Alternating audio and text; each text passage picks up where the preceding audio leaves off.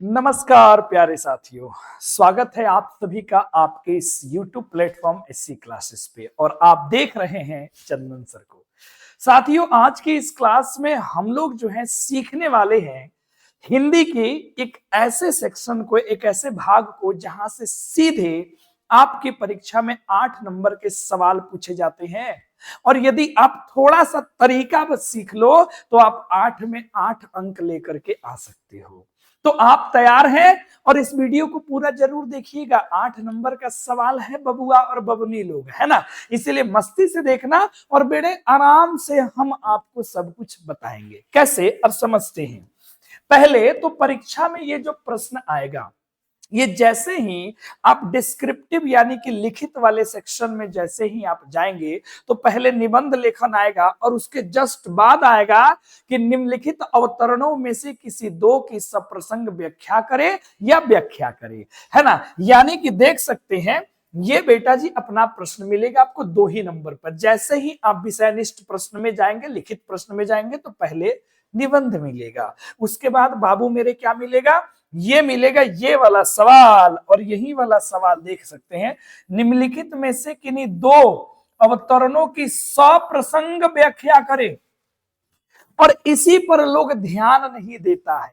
सप्रसंग की बात हो रही है, यानी कि प्रसंग के साथ में। अब प्रसंग का मतलब तो लोग समझते नहीं है और फटाफट लिखना क्या कर देते हैं, शुरू कर देते हैं बबुआ। अब देखो, जैसे यहां कितने हैं, 2 बनाने हैं आपको, 2 बनाने हैं, 4-4 नंबर का बात है सर। अब जैसे 1 2, ये 2 तुम्हारा गदखंड से आ गया बबुआ, गदखंड से आ गया।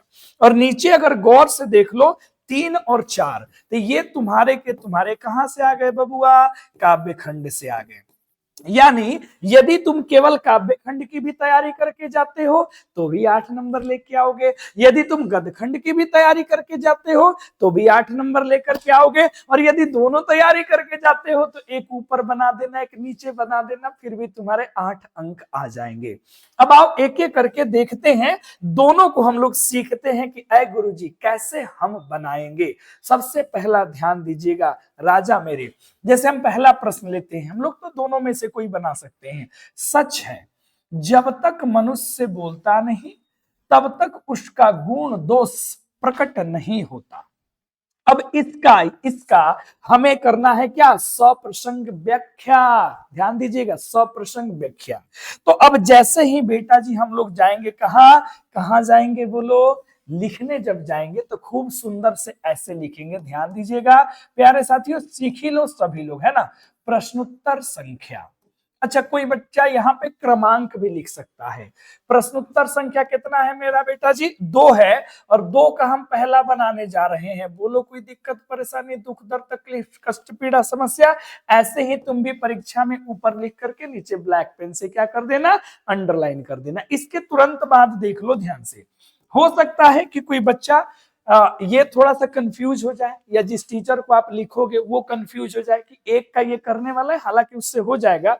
तो आप यहाँ पे एक छोटा सा और मेरा काम कर सकते हैं प्यारे बच्चों, यहाँ पे लिख दीजिएगा संकेत। संकेत में कैसे लिखिएगा, सच है, तो यहाँ पे खूब प्रेम से लिखिएगा, ये तो सच है कि भगवान है, और ऐसे dot dot dot dot dot dot dot dot करते चले जाइएगा। लास्ट में क्या लिखे थे, दोष प्रकट नहीं होता, तो आप यहां लिख देना, कोई दिक्कत नहीं है, दोष प्रकट नहीं होता।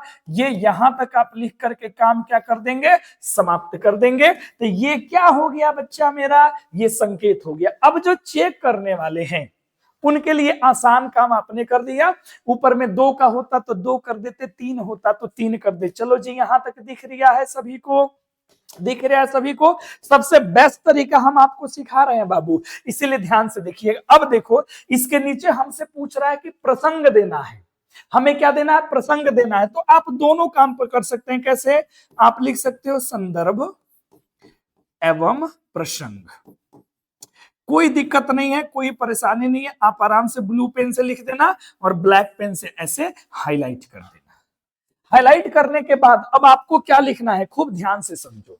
ये जो प्रस्तुत पंक्ति है, या हो सकता है ये कथन है, तो गौर से देखना, सच है जब तक मनुष्य बोलता नहीं तब तक उसका गुण दोष प्रकट नहीं होता। ये तो कथन है ना, अरे ये कथन है तो कथन होगा तो किसी ना किसी ने कहा होगा, कहां से लिया गया हे। इसको याद रखिएगा, अगर पंक्ति है तो पंक्ति लिख देना। तो कैसे लिखना, समझना ध्यान से। तो कैसे लिखोगे बबुआ मेरे, कि प्रस्तुत कथन, प्रस्तुत क्या बेटा, कथन। कहा बोलो जरा, हमारी आहा पाठ्य पुस्तक, आप लिख सकते हो हमारी पाठ्य पुस्तक। क्या बाबू, तो लिख देना दिगंत, दिगंत आगे क्या, दिगंत भाग 2 के गदखंड। कहा बेटा, गदखंड के शीर्षक, आहा के शीर्षक बोलो क्या, तो बातचीत। अरे वाह, बातचीत, बातचीत से लिया गया है, लिया गया है आप लिख सकते हो, या यहां उद्धृत है आप शब्द लिख सकते हो, लिया गया है। क्लियर हो गया, अरे क्लियर हो गया। अब समझिएगा सर, यहां पे आप लिखना कि इस पाठ के समझिएगा, इस पाठ के, ठीक है, ठीक है, इस पाठ हमने क्या लिखा, गदखंड के शीर्षक बातचीत है ना, से लिया गया इस पाठ के, ठीक है, रचनाकार, समझिएगा, रचनाकार, इस पाठ के रचनाकार क्या बेटा, तो हिंदी साहित्य के, हिंदी साहित्य के, ठीक है बेटा, क्या, तो भारतेंदु, भारतेंदु युग के, युग के हो गया, युग के महान निबंधकारों में से एक, निबंधकारों, हाँ, में से एक, एक क्या बोलो जी, बाल कृष्ण भट्ट, बाल कृष्ण भट्ट, ठीक है जी, बाल कृष्ण क्या बेटा, भट्ट। इस लिया गया है, इस पाठ के रचनाकार बाल कृष्ण भट्ट जी हैं। बात समझ में आ गया, यहां से आप लिख सकते हैं, यहां से आप आसानी से इतना आप लिख करके फाइनल कर सकते हैं। अब आगे लिख सकते हैं क्या बेटा, समझिएगा कि इस निबंध में, इस क्या बेटा, निबंध में, निबंध में रचनाकार या लेखक ने, लेखक ने, लेखक ने बातचीत, बातचीत की शैली, शैली को बताते हैं। क्या करते हैं, शैली को बेटा बताते हैं। इसमें लिखने को अभी बहुत चीज हम चाहे तो लिख सकते हैं, जैसे ये कहां से संकलित है, तब बात विवाद संवाद से संकलित है। क्लियर हो गया। अभी इतना लिखने के बाद, चूंकि ज्यादा भी हमें नहीं लिखना है, इतना लिखने के बाद हम कर देंगे यहां से पैराग्राफ चेंज, या एक लाइन छोड़ करके हम लिख सकते हैं, और उसके बाद में लिखेंगे व्याख्या। क्या लिखेंगे बबुआ, व्याख्या। व्याख्या में क्या लिखेंगे बोलो जी, व्याख्या में क्या लिखेंगे, ये लिखेंगे सर कि प्रस्तुत, ठीक है, क्या लिखेंगे ध्यान दीजिएगा जरा, ठीक है बाबू, कि प्रस्तुत कथन, कथन, ठीक है जी, प्रस्तुत कथन, ठीक है, बेन जॉनसन, नाम याद होगा आपको, बेन जॉनसन, जॉनसन के द्वारा, के द्वारा दिया गया है, दिया गया है, ठीक है। चलो इसके माध्यम से, इसके माध्यम से, इसके माध्यम से लेखक, लेखक यह बताना चाहते हैं, यह बताना चाहते हैं कि, ठीक है, यह बताना चाहते हैं कि, या फिर इस माध्यम से लेखक, हाँ, बताना, बातचीत के महत्व को बताते हुए कहते हैं कि आप जोड़ दो, लेखक, ठीक है बेटा, बातचीत के महत्व को, महत्व को, ठीक है, बताते हुए, बताते, बातचीत के महत्व, अरे यार काहे हिलता रहा ए बबुआ, बातचीत के महत्व को, ठीक है बाबू, बताते हुए कहते हैं कि ठीक है, क्या कहते हैं राजा? अब सवाल पढ़ोगे तब ना बुझाएगा। कहते हैं कि जब तक मनुष्य बोलता नहीं तब तक उसका गुण दोष प्रकट नहीं होता। तो इसको लिख दो, बताते हुए कहते हैं कि मनुष्य जब तक बोलता नहीं, ठीक है बाबू, तब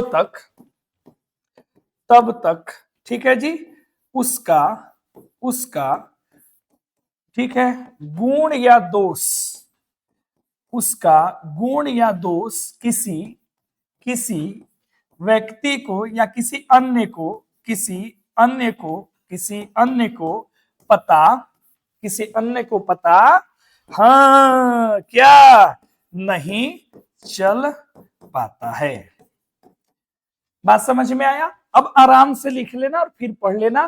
प्रस्तुत कथन बेन जॉनसन के, अब जैसे एग्जाम में दोगे बेन जॉनसन भैया आ जाएंगे तो तुम्हारा अधिकार है, अंडरलाइन करो, के द्वारा दिया गया है। इसके माध्यम से लेखक बातचीत के महत्व को बताते हुए कहते हैं कि मनुष्य जब तक बोलता नहीं तब तक उसका गुण या दोष किसी अन्य को पता नहीं चलता या किसी के समक्ष प्रकट नहीं होता। अब इसको यहां से बना सकते हैं, किसी अन्य के समक्ष, यहां लिख करके किसी अन्य के क्या बेटा जी?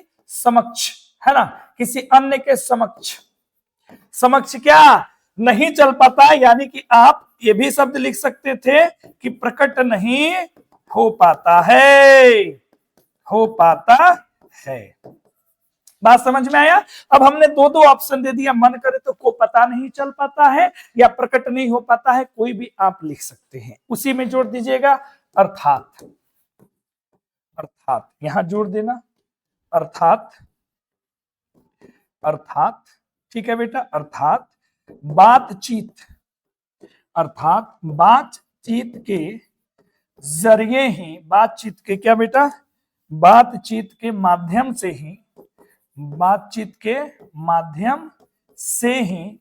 ठीक है जी, मनुष्य का बातचीत के माध्यम से ही मनुष्य का साक्षात्कार, आपने पढ़ा होगा, साक्षात्कार हो पाता है। ये आपने जोड़ के लिख दिया।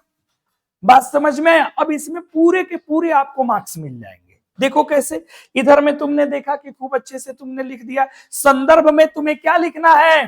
प्रसंग में कि ये कथन है, या अगर नहीं कथन है तो यहाँ पे क्या लिखते बोलो? तो यहाँ पे तुम लिखता पंक्ति।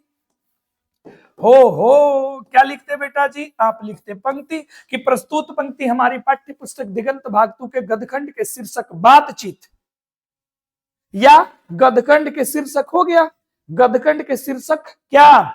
बातचीत से लिया गया है। बात बुझाया? इस पाठ के रचनाकार हिंदी साहित्य के भारतेंदु युग के महान निबंधकारों में से एक बाल कृष्ण भट्ट जी हैं। इस निबंध में लेखक ने बातचीत शैली को क्या करते हैं? इस निबंध में लेखक, यहां से इसको हटाओ, लेखक बातचीत की शैली को बताते हैं। उसके बाद हमने लिखा कि प्रस्तुत कथन बेन जॉनसन के द्वारा दिया गया है। अगर मान लो ये कथन नहीं है, अगर किसी ने किसी को कहा हो, जैसे सिपाही की माँ हो गया, उसने कहा था, तो लिखोगे ना प्रस्तुत कथन ने फलानवा ने चिलनवा को कहा था, ये लिखना पड़ेगा। इसके माध्यम से लेखक बातचीत के महत्व को बताते हुए कहते हैं कि मनुष्य जब तक बोलता नहीं तब तक उसका गुण या दोष किसी अन्य के को पता नहीं चल पाता या किसी के समक्ष प्रकट नहीं हो पाता, अर्थात बातचीत के माध्यम से ही मनुष्य का साक्षात्कार हो पाता है। बस इतना लिख दोगे, 8 में 8 नंबर आपके मिल जाएंगे। क्लियर हो गया?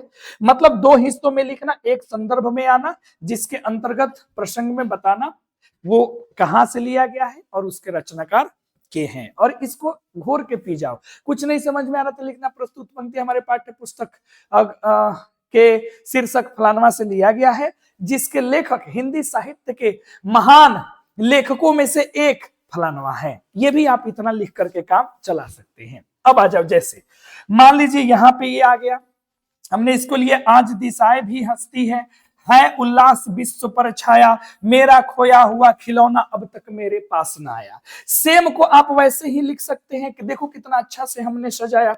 सेम बेटा तुम भी ऐसे जा सकते थे। अब इसमें फिर तुम क्या लिखोगे, हेलो, फिर तुम ऐसे ही लिखना, खूब अच्छे से लिखना क्या कि गुरुजी प्रश्नोत्तर संख्या गुरुजी 2। अब 2 का गुरुजी हम कौन बनाने वाले हैं, तो 2 का 4। तो हम यहाँ 2 का क्या लिख देंगे बबुआ, 4, और खूब बढ़िया से कर देंगे अंडरलाइन। और क्लियर करने के लिए हम यहाँ पे लिख देंगे हेलो संकेत। और इस संकेत में क्या करेंगे, शुरू के ये आज दिशाएं लिख देंगे। तो यहां से हमने लिख दिया आज दिशाएं, ठीक है बाबू। और यहां हमने इन्वर्टेड कॉमा दे दिया, dot dot dot dot dot dot dot dot गए। और लास्ट में हमने क्या देखा, 2 लाइन में है, तो आप आ सकते हो मेरा खोया हुआ खिलौना अब तक मेरे पास में है, तो पास न आया वहां लिख देना, कोई दिक्कत नहीं है, ठीक है। तो ऐसे भी आप 2 लाइन में भी जा सकते हो और यहां लिख देना पास न आया। बात समझ में आया, पूर्ण विराम खत्म। तो ये तुम्हारा संकेत हो गया। अब फिर तुम्हारी यही कहानी यहां से शुरू होगी, और वो कहानी किसकी होगी बबुआ रे बताओ, संदर्भ, वो चाहे एवं क्या लिखोगे, प्रसंग, क्या लिखोगे, प्रसंग। बात समझ में आया। अब जैसे देखो हम आपको कोशिश कर रहे हैं बताने का, ये जैसे ये सेम चीज हम लोगों ने क्लास में आपको पढ़ाया। जैसे कैसे संदर्भ प्रसंग यहाँ पे लिखा हुआ है, देखो कैसे कि प्रस्तुत पंक्तियां, अगर एक पंक्ति है तो पंक्ति, एक से ज्यादा है तो पंक्तियां। हमारे पाठ्य पुस्तक दिगंत भाग 2 के काव्य खंड के, ध्यान दीजिएगा, पुत्र वियोग नामक शीर्षक कविता से उद्धृत है। समझ में बात आया, से क्या है बेटा, उद्धृत है, ठीक है। चलो चलो चलो, अब यहाँ पे हमने शीर्षक को ऐसे लिखा था, इसको सुधार लीजिएगा, है ना। हाँ चलो ऐसे शीर्षक लिखते हैं, सही बात है, हमने भी यहाँ सुधार दिया। चलो है जी, आ जाओ। तो पुस्तक दिगंत भाग 2 के काव्य खंड के, है ना, पुत्र वियोग नामक शीर्षक कविता से उद्धृत है। अब यही सब शब्द तुम देखना, लिया गया के जगह आप उद्धृत लिख दोगे ना तो थोड़ा सा स्टैंडर्ड शब्द हो जाएगा। यह कविता छायावादी काल के महान कवित्री सुभद्रा कुमारी चौहान की रचना मुकुल से क्या है, संकलित है, संकलित है। इसमें आप जोड़ सकते हैं कि यह एक शोक गीत है जिसमें कवित्री, यहां से आपको जोड़ना पड़ेगा कि जिसमें कवित्री, ठीक है, असामयिक अपने पुत्र के निधन पर शोक प्रकट करती है। यहां से आपको जोड़ना पड़ेगा संकलित के बाद, संकलित के बाद आपको जोड़ना पड़ेगा अंत में बेटा क्या, चूंकि आप इसमें प्रसंग भी तो बता रहे हो ना, संदर्भ कहां से लिया गया, प्रसंग मतलब वो, तो क्या बोलोगे, उसमें जोड़ देंगे कि यह एक क्या है बबुआ, तो शोक गीत है, शोक गीत है जिसमें कवित्री अपने पुत्र को समझ रहे हो, असामयिक, ठीक है जी, निधन होने पर, ठीक है जी, विलाप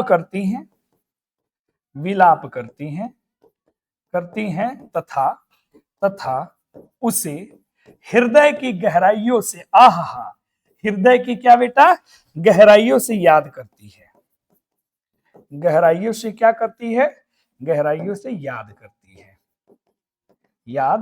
करती है। इतना लिख दो, जय हिंद जय भारत।